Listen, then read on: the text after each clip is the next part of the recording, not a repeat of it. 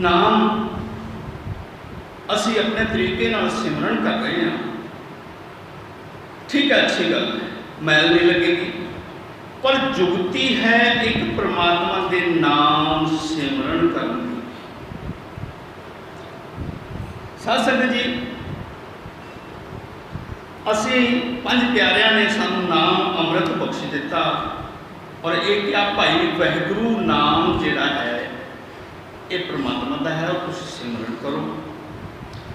दूसरा ये दस दिता कि एक ओंकार सतनाम करता पुरख निर्भौ निर्वैर अकाल मूरत अजूनी सैभं गुर प्रसाद।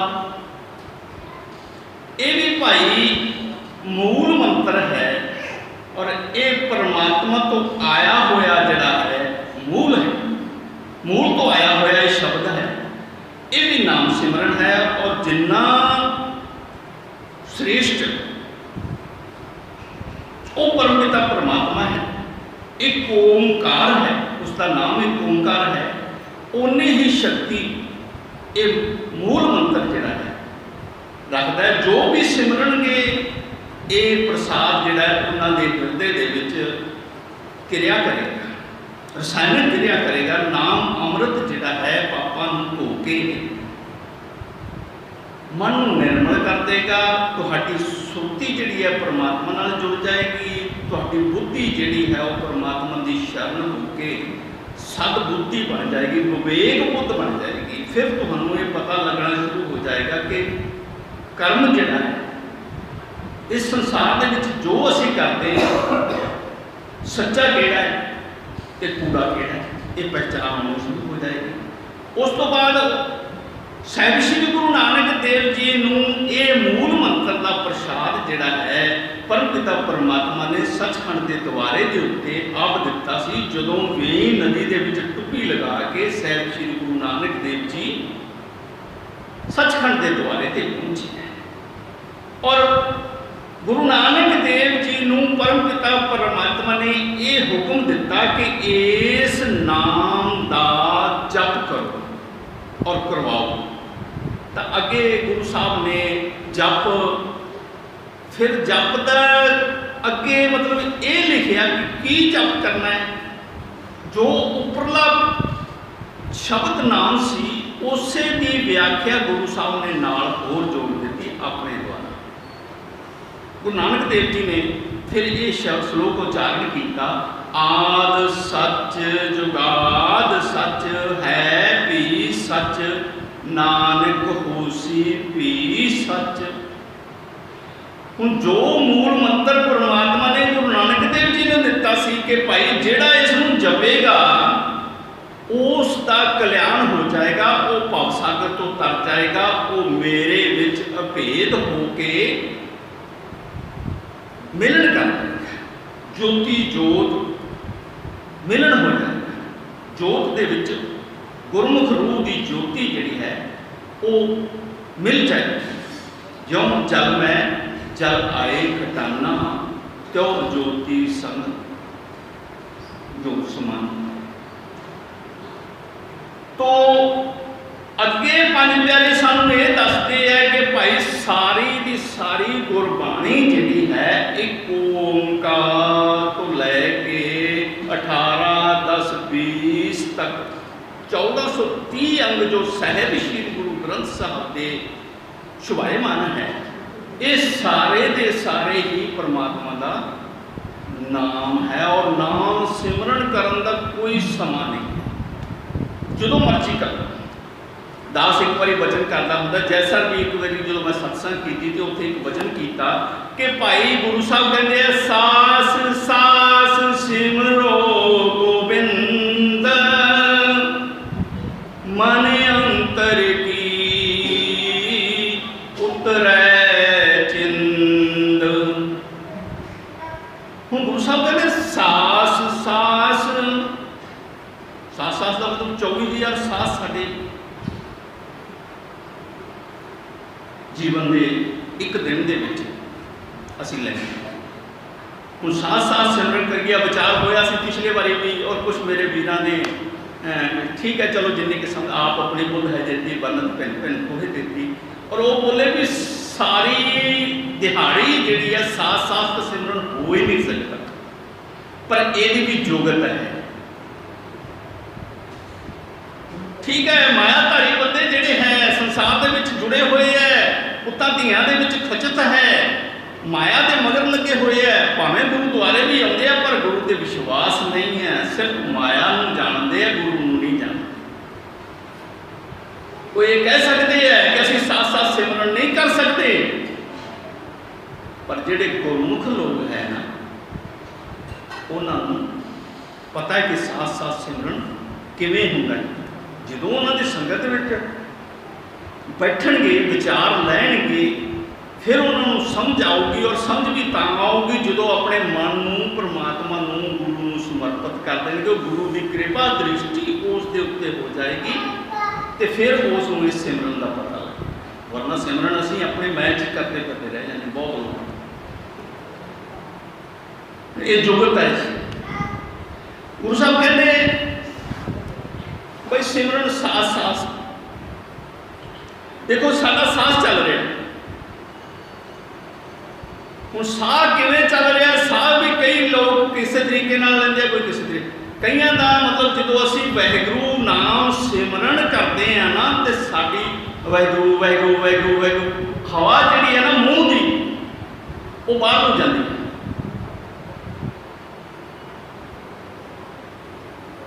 वाहिगुरू वाहिगुरू करी जाते हैं, पर परमात्मा का नाम सिमरन करने वास्ते एक जुगत है कि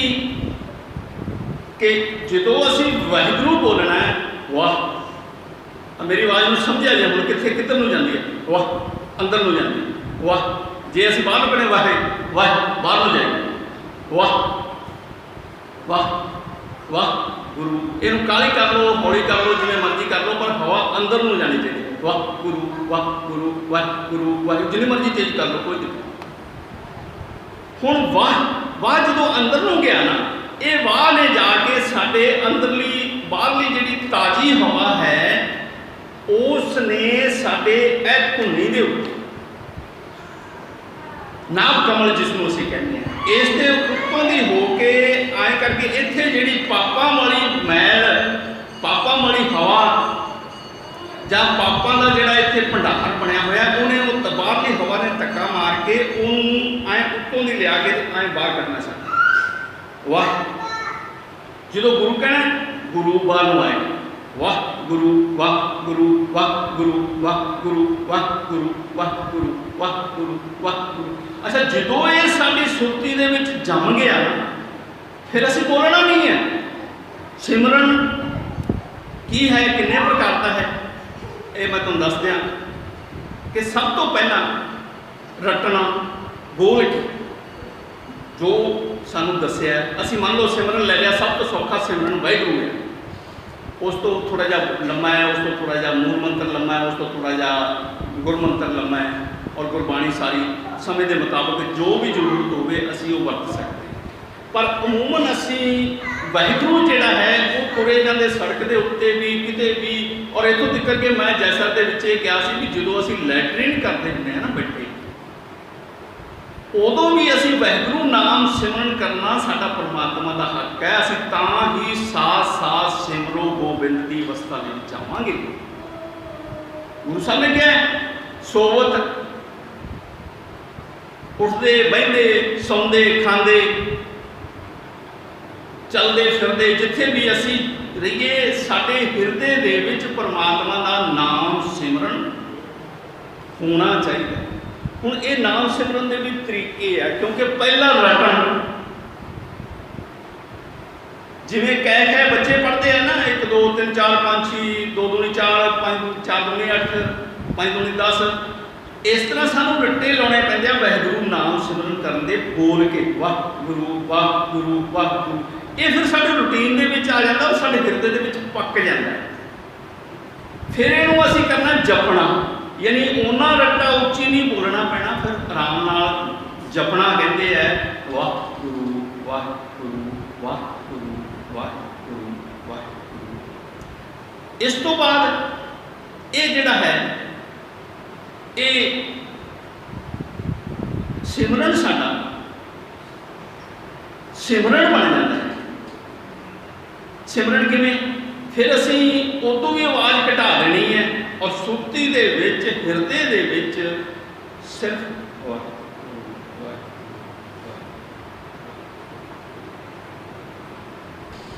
इस तरह रहना। जिथे मर्जी फिरते रहो, बोलन की लोड़ नहीं, तुहानूं हिरदे दे विच वाहिगुरू होना चाहिए 24 घंटे।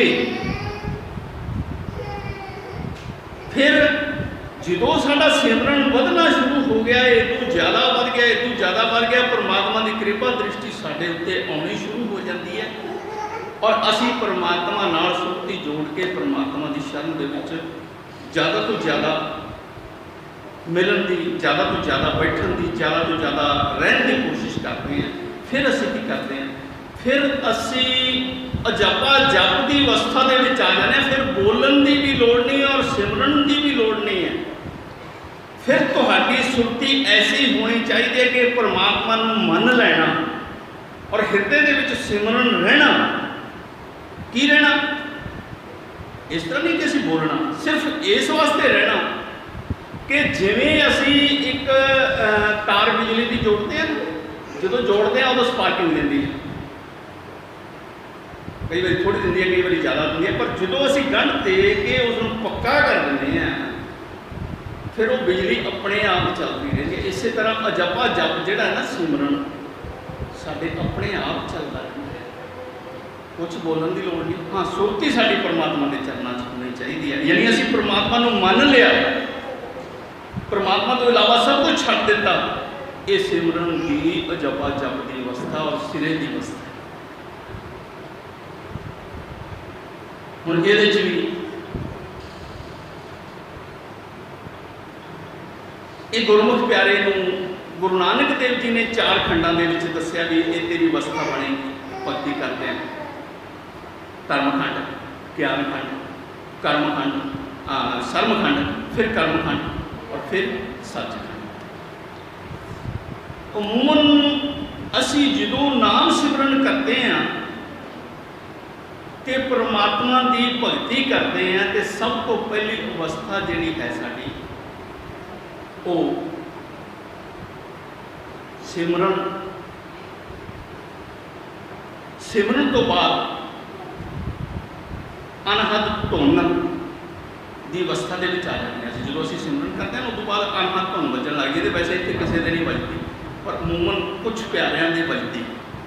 अमूमन जो मैं कਹਾਂ तो अमूमन अधिकतर लोगों के नहीं बजती, सिर्फ ये गल्लां ही नहीं, पर कुछ प्यारिਆਂ की ये बजती है। अनहद धुन तो बाद सहज धुन, यही अनहद धुन 10-12 साल बज के सहज बन जाती है। जिवें नहर नदी का पानी जिहड़ा ना जो झरने चों निकलदा तो बड़ा रौला पाउंदा, इवें जिकर ये अनहद धुन जिहड़ी आ वो आवाज़ दिंदी। पर जो ये पक्की हो जाती है, दृढ़ निश्चा हो जाता है, परमात्मा के प्रतीत हो जाती है, परमात्मा को असीं मन लैंदे और परमात्मा तो बिना असीं जिउणा भी दुभर समझदे। सानूं ऐ लगता भी जे अज असीं परमात्मा के दर्शन नहीं किए या परमात्मा का सिमरन नहीं किया या गुरु ग्रंथ साहब का सिमरन नहीं किया तो अज कुछ छुट गया, अफसोस होता है। ये सहज धुन उदों बनती है, अनहद धुन तो बाद फिर सहज बन जाती है। यानी उदों फिर ये रौला नहीं करती, फिर आराम नाल साडा जीवन जिहड़ा है परमात्मा नूं मन लैंदा है और असीं सहज अवस्था दे विच आ जाते हैं।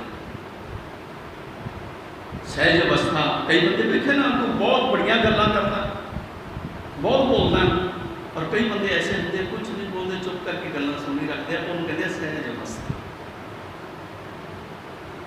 सहज अवस्था तो बाद फिर साडी अवस्था बनती है परम भगत। असी परमात्मा का नाम सिमरन करते करते परमात्मा के प्यारे हो जाते हैं। असी तो परमात्मा को प्यार करते ही करते सी, परमात्मा सानू प्यार करना शुरू कर देता है, सानू लभदा रहता। कई बार एक बार नाम ही दर्शन होना तो परमात्मा लभदा है कि मेरा भगता चाया नहीं, गल की है। इहनूं कहते हैं परम पद की अवस्था। उस तो बाद नाम सिमरन करते करते जीवित पद की अवस्था प्राप्ति होती है। और जीवत पद की हुंदा कि परमात्मा अपने प्यारे नूं ये बख्शिश दे दिंदा है कि तेरी जिहड़ी आत्मा सी ना मृत सी, माया के चक्कर च फसी हुई सी, अज तो बाद ये जीवत हो गई है और ये मरेगी कदे नहीं और मेरे द्वारे ते पहुंचेगी। उन्होंने कहते जीवत पदवी,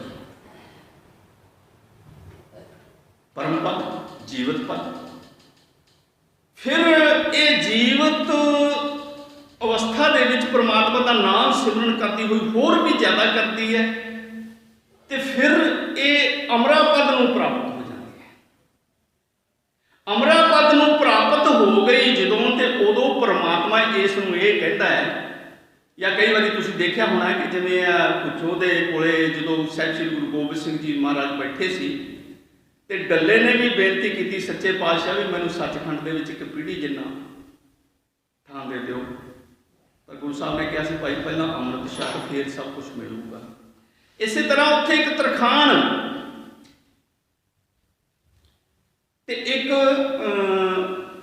मुसलमान सुमेर के ऐसा कुछ नाम सी उसका। उस मुसलमान ने कहा महाराज कृपा करो गुरु गोबिंद सिंह जी नूं भी मैनूं सचखंड के दरसदारे बख्श दो। गुरु साहब कहने लगे भाई कोई नहीं, वैगुरू भला करूँगा। तो वो समीर खान के ऐसा कोई नाम सी उसका। समीर खान का एक मित्र सी तरखान। हुण उस समीर खान ने क्या सच्चे पातशाह भी जे तुसीं मेरे ते कृपा की है, मैनूं सचखंड दे अमरापद दे बख्शिश दिओगे, तो तुसीं एक कृपा होर करो, मेरा मित्र है, असीं दोनों इकट्ठे रहने हैं, तुसीं इहदी ते भी बख्शिश कर दिओ, असीं दोनों इकट्ठे चले जावांगे। हम गुरु साहब कह लगे भाई समीर इनू तू सवेरे लेके तरखान कह लगे तू भाई सवेरे आए दर्शन करी सारे। हुण सवेरे रात नूं जदों वो सुता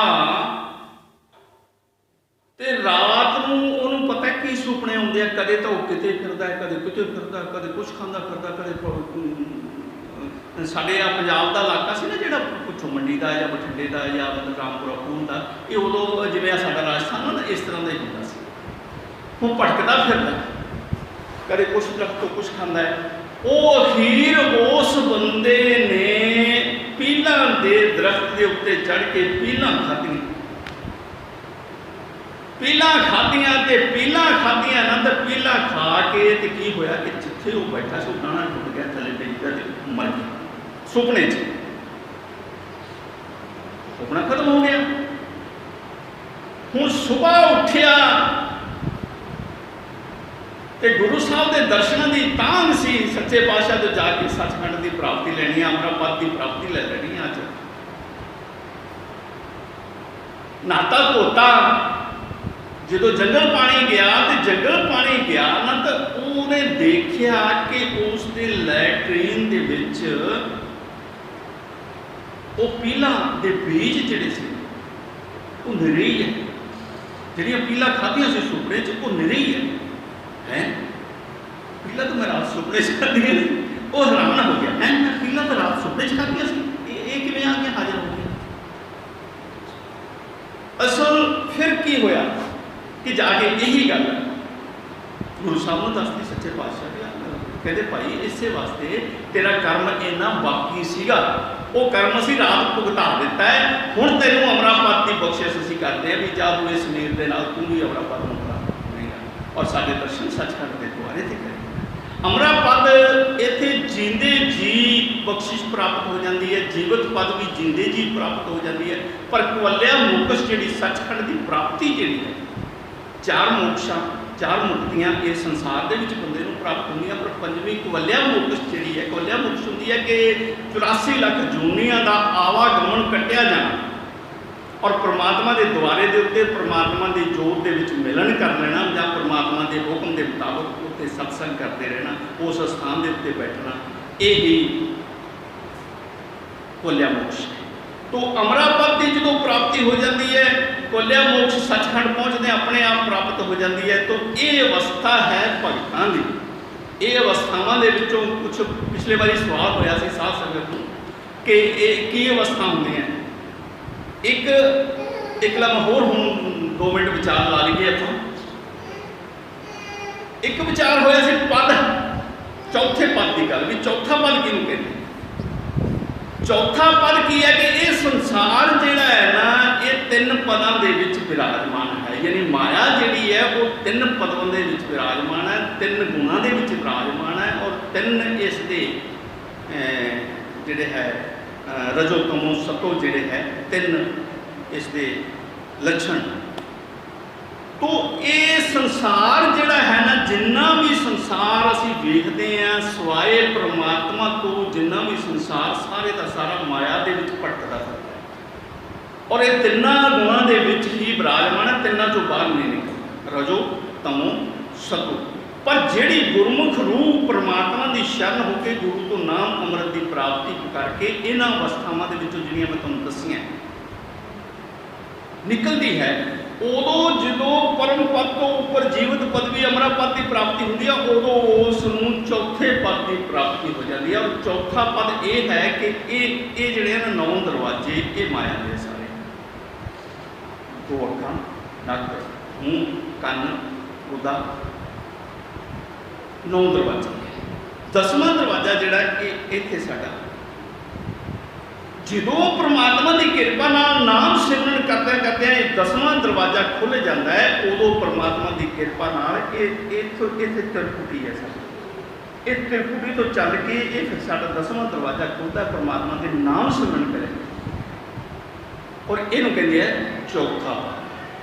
इत्थों जो त्रिकुटी तो चलती है ना साडी सुरती, सुरती की है, चलना की है, परमात्मा का दृढ़ निश्चय करना ही, विश्वास करना ही, परमात्मा नाल प्रेम करना ही तुर्यावस्था है।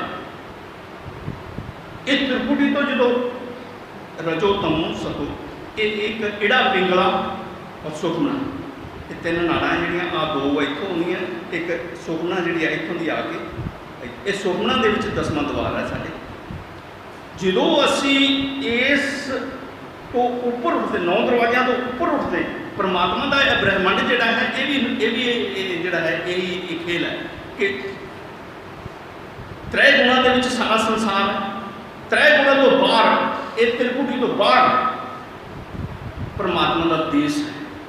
लोग कहते हैं ना वास्तव के देश है, लोग कहते हैं सचखंड कितने, कई बार मेरे नाल टक्करां होईयां लोकां दीयां, सचखंड किते नहीं है जी, पर उन्होंने पुछीदा भाई तुहाडी रूह, तुहाडी ये आत्मा, तुहाडा शरीर चला गया, तुहाडी ये रूह कित्थे जाएगी, परमात्मा च मिलेगी। सारी सृष्टि खत्म होगी, सारिया रूहां चलिया गई, फिर ये आत्मा जिहड़ी है फिर कित्थे जाएगी। वो परमपिता परमात्मा सारी सृष्टि खत्म हो सकती है पर वो अलग निरालम अलग देश दे विच अलग स्थान के उत्ते चाहे कुछ भी हो जाए, ये सृष्टि खत्म हो जाएगी पर वह सचखंड जिहड़ा वो सदा कायम है। ये सारिया रूहां फिर उस परमपिता परमात्मा के विच जाके सम्मिलित हो जाती है। तो ये अवस्था है चौथे पद, जिहड़ियां गुरमुख प्यारियां रूहां परमात्मा नाल जुड़न की अवस्था के विच आ जांदियां, जब मेल हो जाता है उन्होंने कहते हैं चौथे पद की प्राप्ति। तो साध संगत जी इस तरह दी विचारां है, कुछ नाम सिमरन असी किवें करना है, भगती असी किवें करनी है, साथ साथ नाम सिमरन। गुरु साहब कहते हैं हसंदिया खिलंदिया पहनंदिया विचे होवै मुक्त, सोवत जागत हर हर ध्याइए, खाते पींदे उठते बैठते सौते, इस तरह साथ साथ सिमरन जिहड़ा है साडा ना वो 24,000 सासां दे विच ये पूरा होना है। हुण कई बार असीं ये सोच लैंदे हां वैसे तो सौ जाते हैं, मनमुख रूहां सौ जाती हैं, गुरमुख रूहां कदे नहीं सौंदियां। गुरमुख रूहां सुतियां हुईयां भी जागृत अवस्था दे विच हुंदियां और परमात्मा नाल सुरती जुड़ी हुंदी है और उन्हां दा जिहड़ा अजपा जप जिहड़ा है वो लगातार जपा जप की है, परमात्मा नूं मन लैना ही उहदे नाल तार जुड़ जानी ही जपा जप, उत्थे कुछ नहीं करना पैंदा, फिर उत्थे चुप शांत रसायनिक क्रिया अपने आप चल रही है, तुहाडा नाम सिमरन चल रहा है, बस वैल्यू भला करे, शर्म लो, मैं चुप, निकल जाओ। संसार चों निकल जाओ, सिर्फ ते सिर्फ ते सिर्फ ते सिर्फ परमात्मा की शरण दे विच आके परमात्मा के नाल जुड़ जाओ। ऐसी अवस्था है सास सास सिमरो गोबिंद, 8 पहर हर त्यागे। गुरबाणी दे विच किते नहीं कहा भी 2 घंटे सिमरन करो या 4 घंटा सिमरन करो, या हाँ एक गल जरूर असीं भुलेखा खा जाने हैं। कबीर साहब ने कहा है, कबीर आदि घड़ी आदि हूफ बुनियाद भगतन सेती गोष्ठी जोगिनो सो लाभ। कबीर साहब ने यह नहीं कहा कि अद्धी घड़ियां नाल तुहाडा कल्याण हो जाएगा। उन्होंने कहा कि अगर तुसी कुछ नहीं करिया ना, तो जे अद्धी घड़ी भी सत्संग किसी महापुरुष नाल कर ली है, सच्ची आत्मा नाल, तो उहदे च तुहानूं फायदा है, तुहाडा मन जिहड़ा है निर्मल हो जाएगा। कबीर साहब ने सिर्फ इन्ना ही कहा, ये नहीं कहा कि तुसी अद्धी घड़ी सिमरन कर लो तुहाडा बेड़ा पार हो जाएगा ना। गुरु साहब कहते 8 पैर सिमरो गोबिंद, 7 सिमरो गोबिंद। तो इस करके इस अवस्था में भरम दे विच ना रहो, गुरु ग्रंथ साहब नूं सुनो, गुरबाणी नूं सुनो, गुरबाणी तुहानूं राह दसेगी अपने आप। तो इन्हां विचारा करते हुए दास यही बेनती करता भाई, जो गुरु साहिब की शरण दे विच आओ, सुधी जोड़ के गुरबाणी नाल प्यार करो, गुरबाणी नूं सरवण करो, गुरबाणी दीआं तुकां नूं अपने हिरदे दे विच वसा के उन्हां दा विचार सरवण करो भी ये तुक कहंदी की, ये किस अवस्था तक लैके जाती है। साहिब श्री गुरु ग्रंथ साहब दे विच एक ऐसियां तुकां भी है जिहड़ियां सिर्फ एक तुक साडे जीवन का जिहड़ा निपटारा कर दिंदी है। सिखो शब्द प्यारिओ जन्म मरण की टेक, मुख उज्जवल सदा सुखी, नानक सिमरत एक तुक ने ही साडे जीवन का सारी का जिहड़ा खेल है ना वो समझा दिता है। जे किसी गुरमुख प्यारे के कोले बैठ के इसनूं समझण की कोशिश करिए तो साडा भी जीवन जिहड़ा है पलटा खा जाएगा। तो साध संगत जी इन्हें विचारा करता होया दास क्षमा का जाचक है। वाहिगुरू जी का खालसा वाहिगुरू